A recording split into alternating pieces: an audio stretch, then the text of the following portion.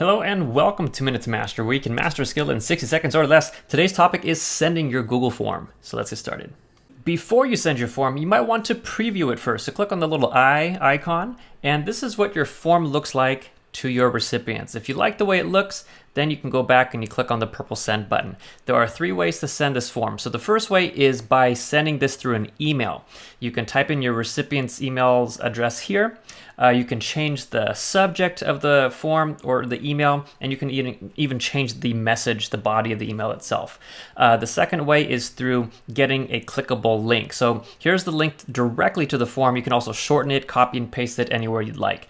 The other way, and I've never really used this way at all because Google Sites just embeds this automatically. But if you use something other than Google Sites, you can copy and paste this piece of code into your website, and you'll have access to the form that way.